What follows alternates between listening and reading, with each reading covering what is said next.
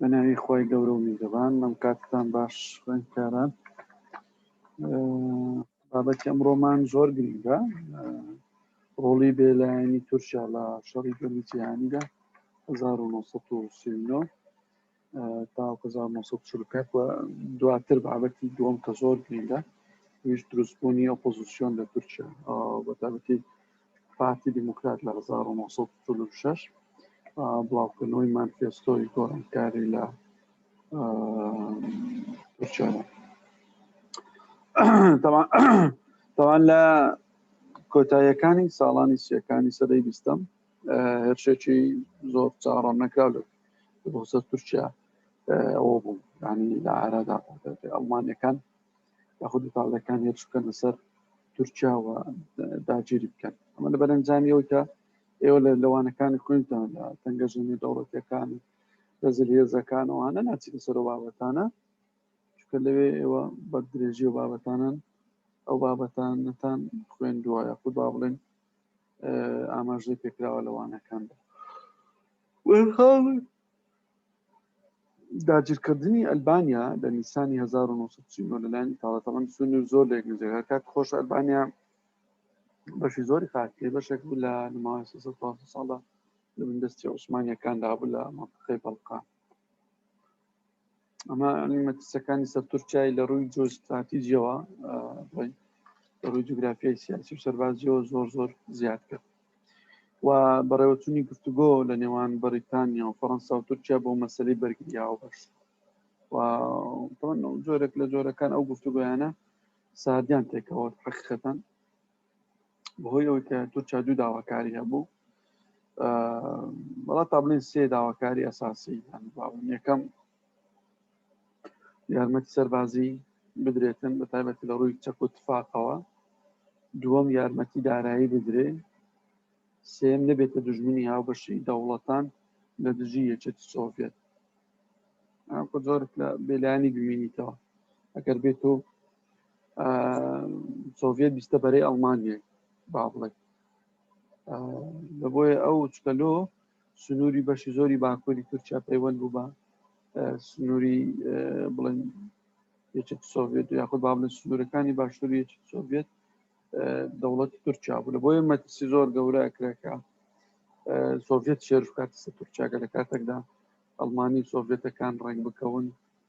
لە دژی بەریتانی و فەڕەنسیەکاندا یان ئەمریکیەکاندا بۆیە ئەوەشی کردیان لەسەرێکدا ئەگەر بێت و بیستە بەری فەڕەنسا ئەوانش بەڵام نستە دژمنایەتی سۆڤێت ئەگەر لە کاتێکدا سۆڤێت نهاتە بەرەی بەریتانیا و فەڕەنسا بەڵام ئەوە دوای پێچەوانە بوو تەمان لە ڕووی لێکۆڵینەوە مێژوویەکان لە تورکیا هاوچەر زیاتر ئەڵێن تورکیا هەر ئەو دوو داواکاریە بۆ یەکەم یارمەتی دارایی ینی پارەی کاش پێ بدرێ دووەم یارمەتی سەربازی بدرێ بە تایبەتی لە ڕووی دابکردنی چەک و تفاقەوە یعنی ئەوە ئەوەی وەرەگرن چکە لەبەر دەڵێنەوە سۆڤێت کات خۆی بۆ بەشێک لە هاوپەیمانیتی نێوان فەڕەنسیەکان و بەریتانیەکان لە شەڕی دووەمی جیهان و دواتر ئەمریکاشی لەگەڵ داوێت لە دژی چێ لە دژی یابان و ئەڵمانیا و ئیتالیا بە ئاساسی یان حکوومەتی تورکیانی زۆری پێخۆش بوو کە حکوومەتی سۆڤێت بێتە ناو هاوپەیمانیتە ئەوکو باسمان کرد یان بەڵام لەو سەروبەندیدا ڕێکەوتنامەک دروست بنای ڕێکەوتنامەی مۆلۆتۆف ڕیبانتروپ لە ئابی 1939 هاوپەیمانێکی نوێ لە نێوان سۆڤێت و ئەڵمانیای نازی ڕاگەیەندرا ینی بەناونیشان کە دابەشکردنی ئەوروپای ڕۆژهەڵاتی لێکەوتەوە و لە نێوان سۆڤێت و نازیدا ئەوانەوە ڕێککرد بوون بەخۆ ئەڵمانیەکان کە بە پێو ڕێکەوتنامی مۆلۆتۆف ڕیبانتروپ بەنای هەردوو وەزیری دەرەوەی ئەڵمانیا و یەکێتی سۆڤێت بوو کە ڕۆژهەڵاتی ئەوروپا لە نێوان خۆیان دابەش بکەن طبعاً هەرێک لەو دەوڵەتانە بە تایبەتی ئینگلیز و فەڕەنسا تووشی شۆک بوون یان تووشی سەدمە بوون ینی بۆیە لە 19 تشرینی یەکەمی 1939 هاوپەیمانێتێکی نوێ ڕاگەیەندرا بە ناوی ئەنگلۆ فرانکۆ تورکی با بڵێ ئەنگلۆ فرانکۆ تورکی ئەوەیە ڕاگەیەندرا و لەوێدا تورکیا خەونەکانی مەبەستەکانی هەنداوەکارەکانی پێدانی بڕی 25 میلیۆن جنيه استرلینی بۆ کڕینی چەک و بڕی پێدانی بڕی 20 میلیۆن جنیهی استرلینی وەکو یارمەتی دارایی و تورکیاش نابێتە بەشێک لە دژمنایەتی هاوبەشی لەگەڵ یەکێتی سۆڤیەت. و بە پێی ئەو ڕێککەوتنەکە تورکیا پارێزرا بوو لە هەر هێرشێکی ئیتاڵیەکان لە دەریای سپی ناوەڕاست کە فەڕەنسی و بریتانیەکان بیپارێزن و تورکیا بوو لە ساڵی 1940 چوو بە نێو شەڕی دوێمی جیهانی بەهۆی ڕاگەیانی شەڕ لەلایەن ئیتاڵیەوە بۆ سەر فەڕەنسا، بەڵام فەڕەنسا لەلایەن ئەڵمانیەوە داگیرکران و کاتی خۆی ئیتاڵیەکان شەڕیان ڕاگەیان، بەڵام لە ساڵی 41 ئەڵمانیەکان چون هەتا پاریسیان داگیر کرد. بۆیە تورکیا ینی دەویست خۆی لە ئەو ڕێککەوتنی کە کردبووی بۆ پارەکانشی کە وەرگر بوو دەویست خۆ بتزیتەوە لە سەروبەندی ئەوەیدا ئەو خۆ دزینەوەیدا کە بڕیارش لە ساڵی 41 بستە نێو هاو پەیمانێکەکە و عفۆن بستە نێو شەڕەکە و یۆنان داگیرکرا لایەن نازیەکانەوە و ئەوتەمەنە شەر لە ڕووی دەریایەوە و لە ڕووی خاکشەوە جیرانی تورکیا لە ڕۆژاوە بە هەمان شێوە دراوسێ شتەی تورکیا بولگاریا ئەویش چۆ بەرەی دەوڵەتانی ئەڵمانیا و ئیتالیا و ژاپۆن و ئەوان لە ساڵی چاتە بێرە بەرە لە دەریای سپی ناوەڕاست لە ڕووی دراوسەکانیەوە تورکیا کەرێک بوو لەلایەن ئەڵمانیەکان و بەتایبەتی لە بەرەی سنووری ڕۆژاوایەوە گەمارۆدرا. ئەمە وای کرد تورکیا بچێتە تەوان گفتوگۆ لەگەڵ نازیەکان لە حوزەیرانی 1940 طبعا تورکیا تا سەرەتای ساڵی 43 دوو دڵ بوو ینی هەر هینان و بردنیەکە لە مەسلەی مۆزوعەکەی کە ئایا بەشداری شەڕ بکاتن یان نە، یعنی ئەوە یەک لە کێشەکان بوو و شاری هاوپەیمانان بۆ سەر تورکیا زۆر ڕۆژ بە ڕۆژ زیاترە بوو بەتایبەتی لە دوای شکستی ئەڵمانەکان لە ستالینگراد لە مانگی 1942 بەڵام هەرچەندە ینی ئەو شتە هێرشی ئەڵمانیەکان لە بۆ سەر تورکیا چاوەڕوان کراو بوو لە بەرەوەی گەشتبوونە نزیک سنوورەکانی تورکیا. بۆیە ئەو کاتە هاوپەیمانەکان ڕایان بەرامبەر تورکیای گۆڕا کوتان دەبی یاخود خۆت یەکلایی بکەیتەوە یان ئەوە تا بەشێکی لە هاوپەیمانتیان تۆ بێلایەن یاخود لەبەری دەوڵەتانی ئەڵمانیا و ئیتالیا و ژاپۆن بن. بۆیە هاوپەیمانان بڕیارەدان گوتان دەبی تورکیا ڕێگە بداتن بنکەیەکی سەربازی فۆکەوانی بکەینەوە، بەڵام تورکەکان یعنی لەوبارەیەوە کەم تەرخەنیان هەنوات لە دروستکردنی فۆکەخانەکە. ئەمەش هەر دوای ڕێکەوتنێک بوو کە لە نێوان چەرچڵ و یونۆل لە مانگی کانونی 1943 مۆرکرا بوو. طبعا لە کۆنگرەی قاهیرە لە 1943 دیسان ئەو فشارانە دیسان لە بۆ سەر تورکیا لە 1943 لە مانگ 12 ئەو فشارانە لە بۆ سەر تورکیا زیاد کرانەوە، ینی وان لە تورکیا کرد کە دەبی بە شێواز ئەوزار بەشداری بە هەر شێوازێک بیتن بەشداری لەو شەڕەیدا بکاتنەوە نابێ بەشداری نەکاتن، بەڵام ئەگەر بەشداری نەکات ئەوە لە دوای کۆتایی هاتنی شەر تورکیا پشتگوێ دەخرێت. دوو تورکیا بەتەنیا ینی ڕوبەڕووی سوپای سۆڤێت و ستالین دەبێتەوە ئەگەر بێت بڵێ بەشداری شەڕ نەکردە دواتر نامیکە هاوپەیمانان سۆرەکەونەوە سۆڤێتی سەرەکەوی و سۆڤێتە بتە هێزەکی جیهانی گەورە و جەمسەر بەندێک سەرکردایەتێکاتن ئەو کاتە تورکیا لەژێر ڕەحمی سۆڤێتدا بەجێ دێڵن. بۆیە عوسمەتی نۆ هەر بەپەلا ئەو کاتی کە سەرۆ کۆماری تورکیا بوو بەپەلە مەرجەکانی قوبوڵ کرد، بەڵام ئەویش ئەوەی خۆی هەبوو حقیقەتەن بڵێن شەرت و شروعی خۆی هەبوو یان با بڵێن ئەویش کۆمەڵێک مەرجی خۆی هەبوو لەوانە مەسەلەی ڕزگارکردنی بەڵقان و دڕخستنەوەی مەترسی سەربەخۆیی باڵێن بەتایبەتی ئەو دەوڵەتانەی کە بڵێن ئەفەن درخستنەوەی مەترسی لەسەر خۆی بەتایبەتی ئەوەی کە ناوچە بڵقە نەکەیتە ژێر دەست سۆڤێت لەوێەوە هەژمونی سۆڤێت بەسەر تورکیادا زیادوی بەتایبەتەوەڕێی دراوسەکانەوە کە تا کوێستاش بەشێک لەو دەوڵەتانە کێشەی سنووریان هەیە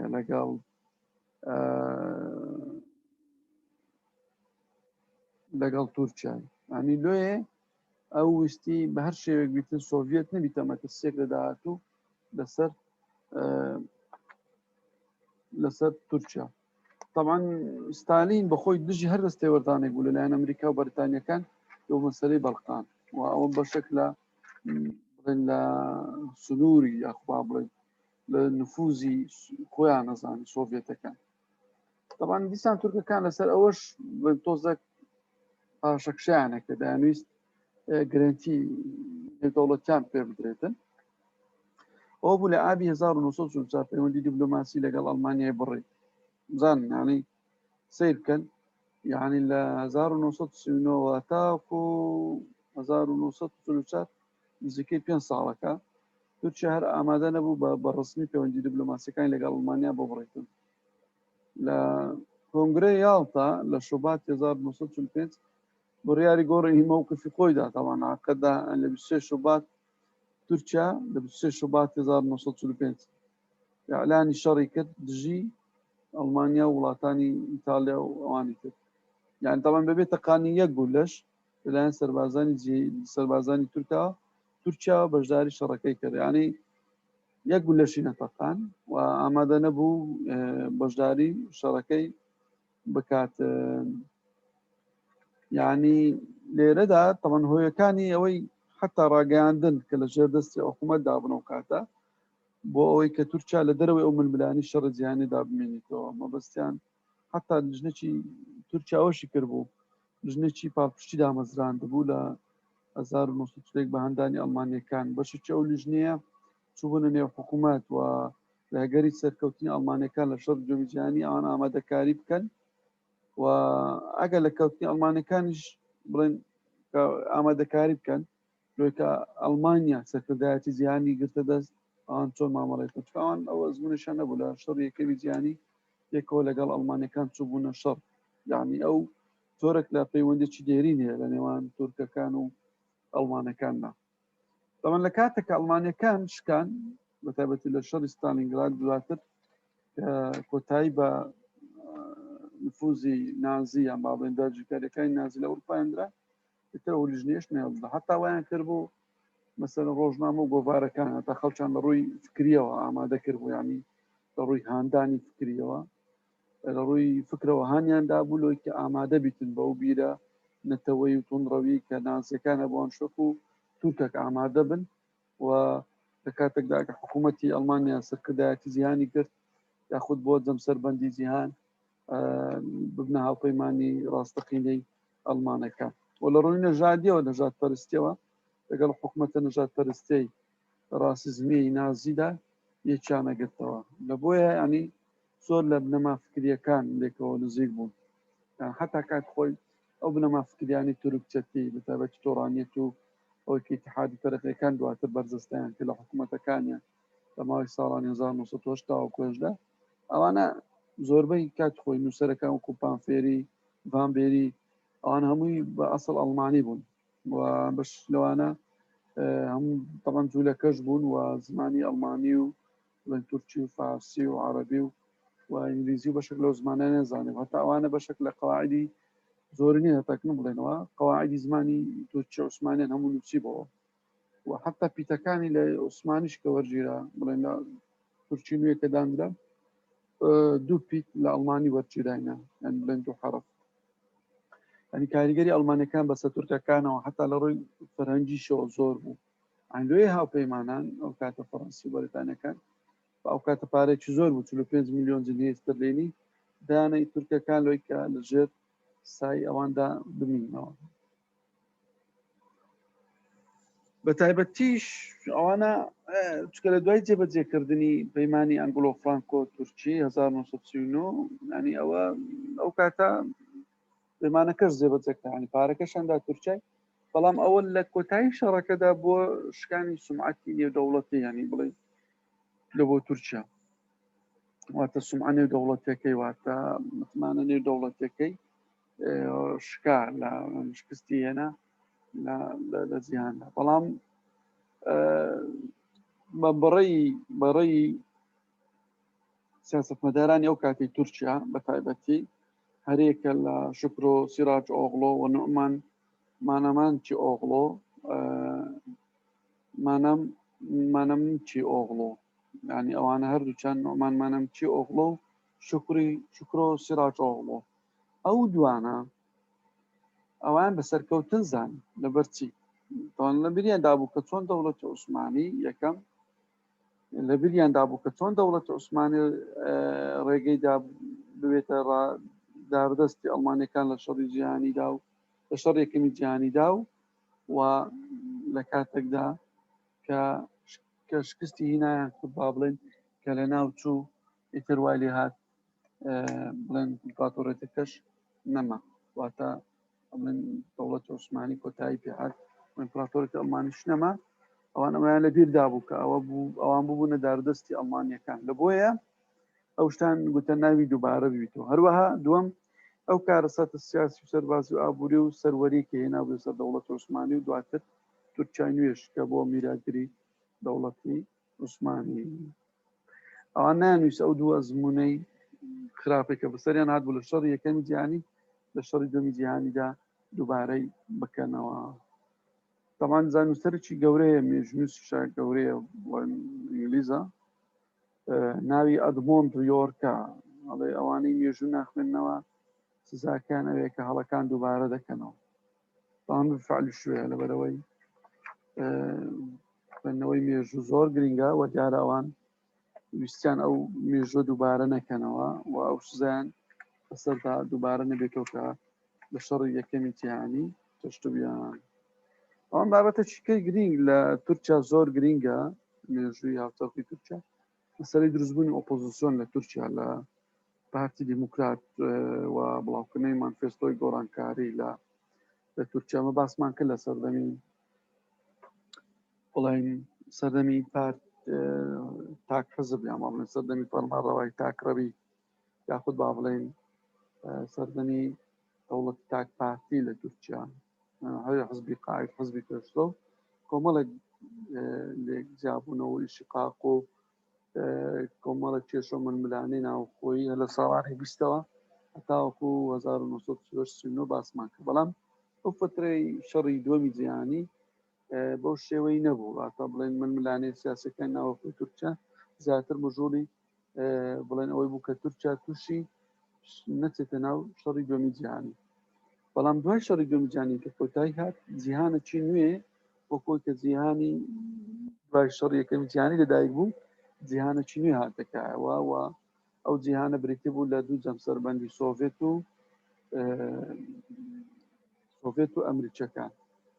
و ئەوروپیەکان پاشەخشیان کرد بە تایبەتی فەڕەنسی و بەریتانیەکان وایە لە شەڕەکان سەرکەوتن بەڵام بەهۆی ئەو ئیمپراتۆرەتانی کە ئەیان بوو لە سەدەی 15 کە دەستیان بەسەر دنیای داگر بوو ئیتر لە تاقەتیان دەرچوو و ئەو دەوڵەتانە بەشی زۆر لە شەڕی دووەمی جیهانی وێران ببوون وەزایدەن لایانی داهات و داراییان زۆر کەم بوو و ڕای گشتی ناوە خۆیان کە دەوڵەتان سەربازەژی لیان هاندرا بوواتە ئاتبوونە سەر خەت خەڵکەکەیان بەگشتی کە دوای چەشنی تاڵاوی دوو شەڕی گەورەی جیهانی و بەردەوامیش ئەوان بازە دەنەوە دەوڵەتەکانیان بەتابەتی فەڕەنسا و بەریتانیا ئەچن دەوڵەتان داگیرەکەن و دواتر ماڵوێرانی دنەوە لە بووە لە بۆی ئەوان بە جۆرێک لە جۆرەکان پاشەکشەکان نەکرد لە مەیدانی جەنگ لە مەیدانەکانی دوای جەنجشدا بەڵکو یەکێک ئەو گەلانیان سەر بەخۆ کرد بەڵام چه هاتە شوێنی ئەوانە بەهێزەوە بەڵکو ئەو هات بە ئەمریکیەکان هات زالۆی ئەو کاتە جیهانی ئەو کاتی کە جیهانی ئەمریکیەکان دەست پێەکە زیاتر بەرەو کرانەوە دموکراتێت و مەسلەی ئابووری لیبرالی ئابووری واتە بازاڕی ئازاد و ئەوانە هاتەکایەوە و تورکیا خۆی لەو بەرەی دیتەوە و پێویست بۆ ئەو سیستەمە کۆنە تێپەڕنی بێتە سیستەمە نوێیەکەی جیهان چکەوە یەکە لە خاڵەکانی قەڵەمبازی گۆڕانکاری ینی دەڵێ قەڵەمباز ینی وەرچەرخان هەندێبێ ئەو قۆناغ ئەو دەوڵەتاگە لەو سەردەمی خۆی کە کۆنە وەرنەچەرخێ نێستە سەردەمە چکە لەو چەرخێ نێستە چەرخەشتر ئەوە لە شوێنی خۆی ئەمێنێتەوە و دەوڵەتە چی دوهاکەوتو یاخود با بڵێن ڕەوتی ڕووداوەکان دواکەوێ وە شوێن و پێگەی خۆی لە دەستەداتن واتە جۆرێک لە گۆڕانکاری کردن واتە پەرەدانە بە بەردەوامبوون لە ژیانی نێودەوڵەتی لە ژیانی سیاسی لە ژیانی ئەوەی کەەوە پێگە و مەقامی ئەو دەوڵەتە پارێزراو بیتن لە ئاستی جیهانیدا واتە ئەوە سووری ژیانە وەکو سووری ژیانە بێ بەردەوام بێتن لە گۆڕانکار کەواتە ئەو کاتە طبعاً کۆمەڵک کەسایەتی با بڵێن لە تورکیا هاتنە پێش ینی با بڵێن کۆمەڵک کەسایەتی بوون ئەوانە کەسایەتیەکان ئەوانە بوون وەکو مەسەلەی وەکو عەدنان مەندەریس عەدنان مەندەریس لە ساڵی 1970 لەدایک بووە لە ویلایەتی ئایدن خوێندنی سیاسی و ئابووری تەواو کردبوو و لە ساڵی 1930 بەشداری پارتی کۆماری ئازادی کردبوو و بەکە فەتحی ئۆکیار دای مەزران بوو دواتر گرایە ناو پارتی گەلی کۆماری تورکیا و لە ساڵی 31 بۆ ئەندامی پەرلەمان پاشان پارتی گەلی کۆماری تورکیای کە دامەزران تەمان بڵێن ئەوە بوو دامەزرا ئەو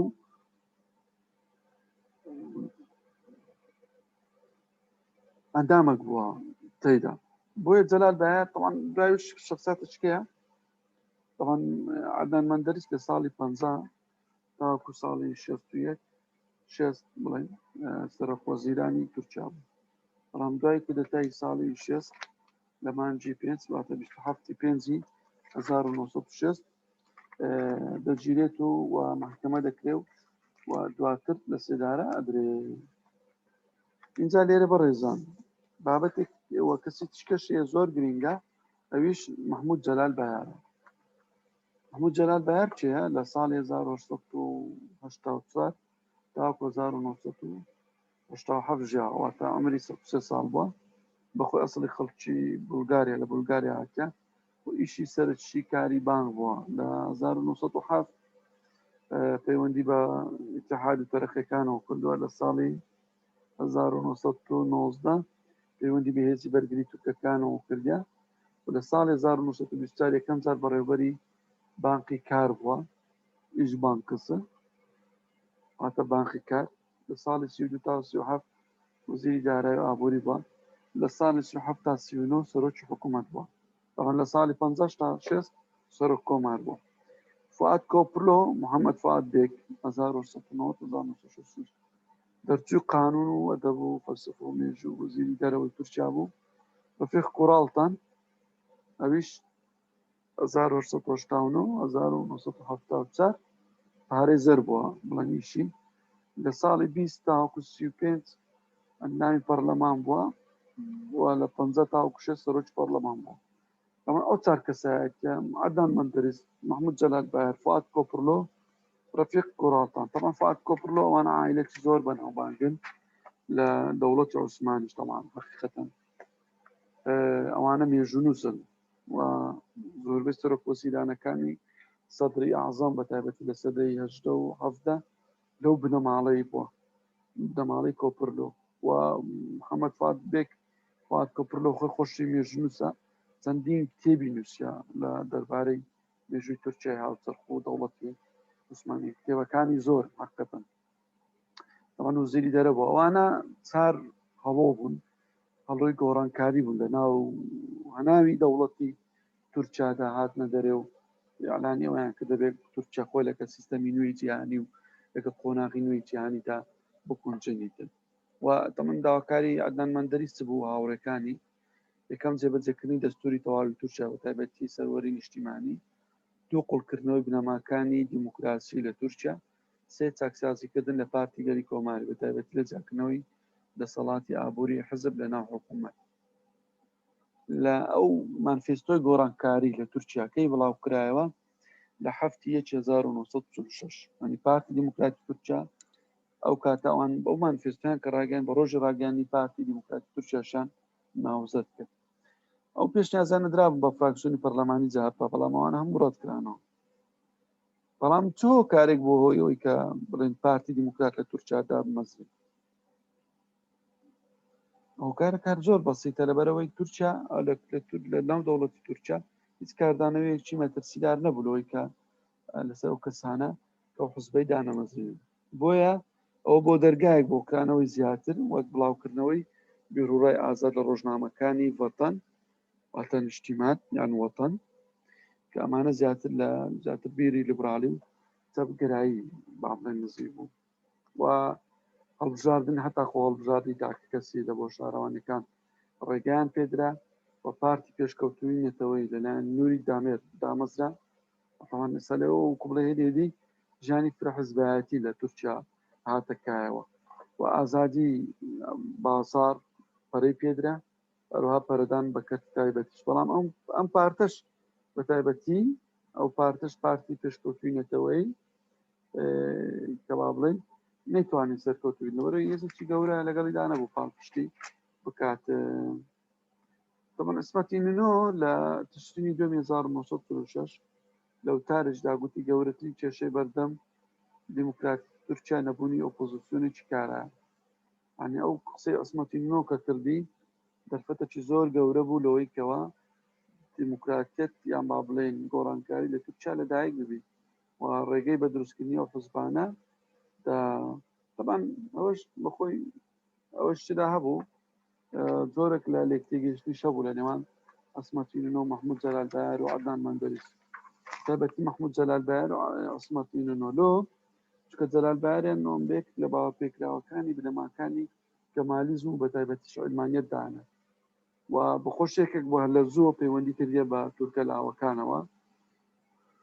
و هاوکارێکی زۆر بەتین هەبوو لە نێوان ئەسمەتی ننۆ و محمود جەلالبایاردا ئەوە قۆناغێکی نوێی هینایەکەیەوە کە ئەکرێ گۆڕانکاری لە تورکیا ڕووبدا و دەستا و دەستکردنی دەسەڵاتیش ڕووبدا بە شێوەیەکی ئاشتیانە و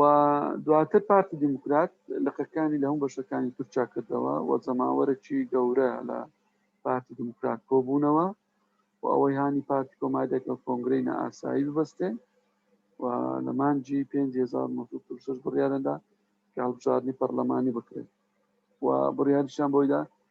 کە سەرۆکی هەمیشەی حزب نەمێنیتن تەمە لێرە عوسمەتی نینۆ چی کرد عوسمەتی نینۆ هەستا کۆمەڵێکەویش کاری کردن لۆی کە بڵێن خۆی چاک بکە یاخ با بڵێن زۆرە بڵێن و چاکسازەکانی ئەوە هی شەقی ڕۆژگار نییە کە پێی کرد هەستا قانونی ڕۆژنامە نووسی دەچوان کە پێشتا باسمان کرد لە دەرسی ڕابردوو حتا سندیکا ڕۆژنامە نووسان هەنداخز بوو اینجا سەر بەخۆی زانکۆکانی زیاتر کرد و هەڵبژاردننی پێشخست لە تەمموز 1947 بۆ تەمموز 1946 ئەمە وای کرد کە پارتی دیموکرات بیر لە بەشدار نەبوون بکەنەوە بەڵام دواتر ڕێیەکان گۆڕی ئەوە بوو بەشداری هەڵبژاردننی تەمموزی 46یان کرد ساڵی 1946 62 کورسیانینا لە 465 کورسی تەبانەوە لە کاتی هەڵمەتەکانی هەڵبژاردن پارتی دیموکرات پێشی کردە سەر ئەو سیاسەتەکانی پارتی گەلی کۆماری تورکیا تایبەتی لە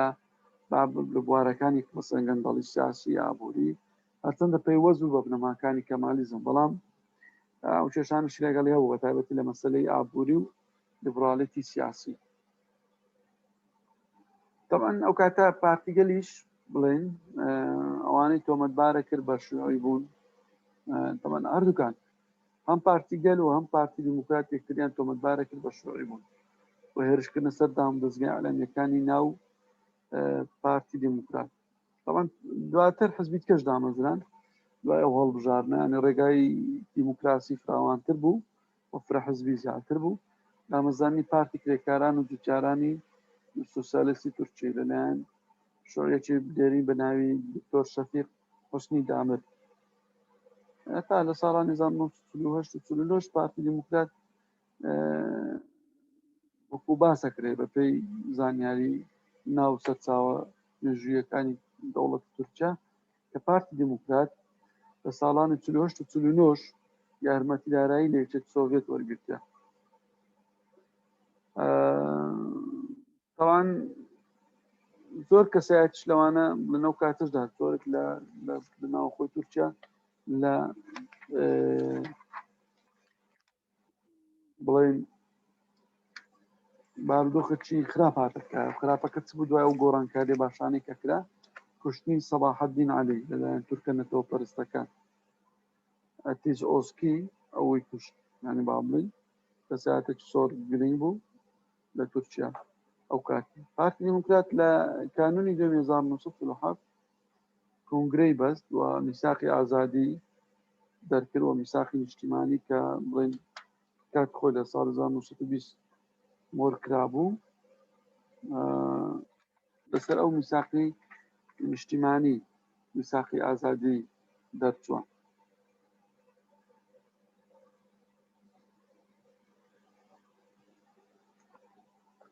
طبعا دوای هەڵبژاردنەکانی ساڵی 46 دوای ساڵێک لەوە 12/7/1947 قسمەتی نەوەک سەرۆک کۆماری ئەطرافی بە هەبوونی معارەزە کرد و لەو کاتدا ڕەجەب باکر دەستی لە سەرۆک وەزیرانی کێشایەوە حەسەن سەقا بوو بە سەرۆک وەزیران دوای ئەو کێشکەوتە نێوان پارتی گەلی کۆماری تورکیاش بەحقیقەت بەهۆی نواندنی سۆز بەرامبەر بە معارەزە هاتە نەرم بوو و دواتر لادانی سەرۆکی وەزیران حوسێن سەقای بە شەمسەدین گۆن ئاڵتای و سەرهەڵدانی کێشە لە نێوان هەردوو پارت سەبارەت بە هەڵبژاردنەکانی بە تایبەتی بە قانونی هەڵبژاردنەکانیش ئەوە بوو لە شوبات ساڵی 50 لە سەری ڕێککەوتن کە دامەزراوەی قەزا واتە دامەزراوەی دادوەری داد لە تورکیا سەرپەرشتی هەڵبژاردنەکانی ڕۆژی 14 ئایاری 1950 بکاتە ئەو هەڵبژاردنێکی زۆر مێژووی گرینگە کە پێی دەڵێن هەڵبژاردننی 14 ئایاری ساڵی 1950 بەڵام گۆڕانکارێکی زۆر گەورەی خۆڵقان و سەردەمێکی نوێ بوو و بەبێ هیچ ڕووداوێک هەڵبژاردنەکە تێپەڕیواتە هیچ ڕووداوێکی گەورە ڕوونیدا بۆی هەڵبژاردنەکە پەک بکات و چ لە ڕووی ڕووداوەکە سیاسی بیان سەربازی بیتن بەڵکو زۆر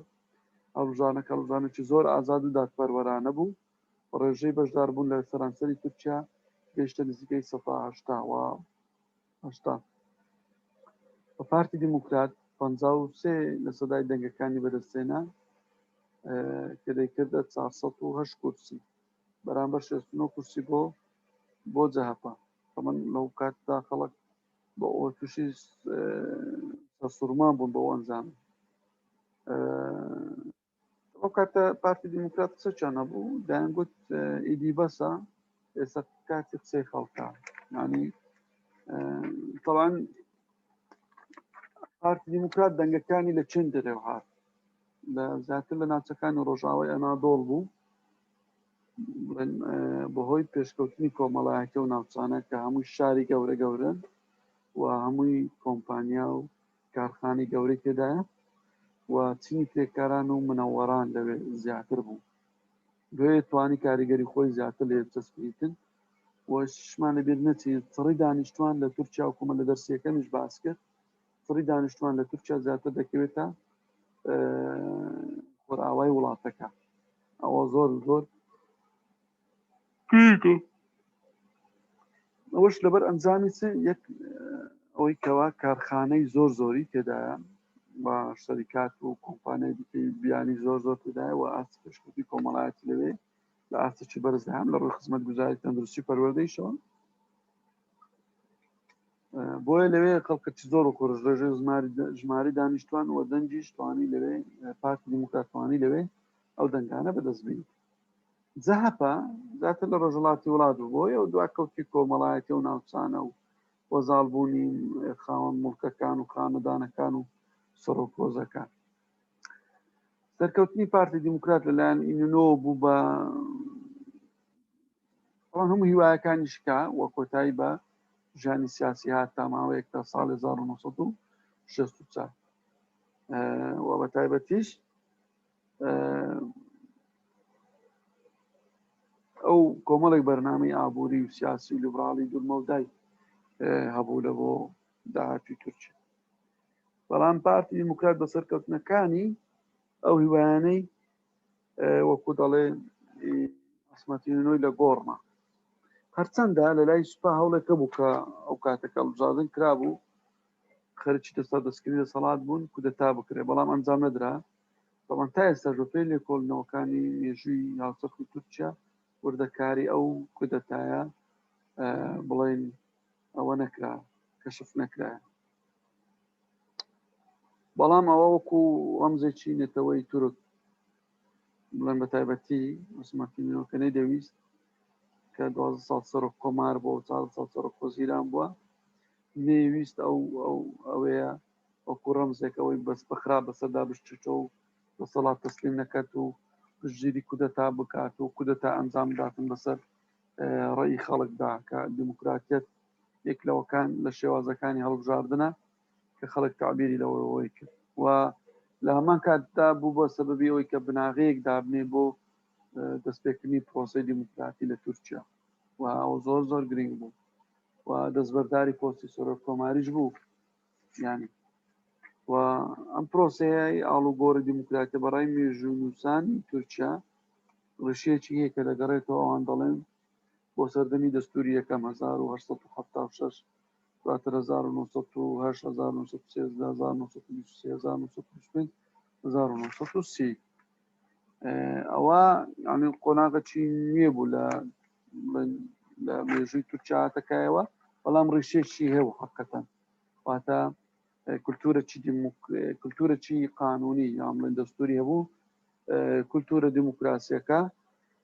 بەرەبەرە لە سەردەمی دوای شەڕی دووەمی جیهانی هێدی ئیشی لە سەکرا و چەسپێنرا تەمان لە هەندێک قۆناغان کودەتا کرایە ئەو کولتورە چیتەوە پاش لە هەندێک قۆناغان هاتیتەوە پێش ئەوە لە مێژووی تورکیا هاوچەرخەکە هەمووی بە وردەکاری بخوێنەوە ئەو مەد و جەزر ینی هەڵکشان و داکشانی دیموکراتی وەکو کولتور وەکو ئاڵوگۆڕکردنی دەسەڵات وەکو ئازادی سیاسی فرەی سیاسی ئازادی ڕادەربڕین ئەوانە دەبینی ینی زۆرێک لە هەڵکشانی داکشان هەیە لەو بارەیەوە زۆر سپاس لە بۆ ئامادەبوونتان هەرشاد و سەرفراز و سەرکەوتوو بن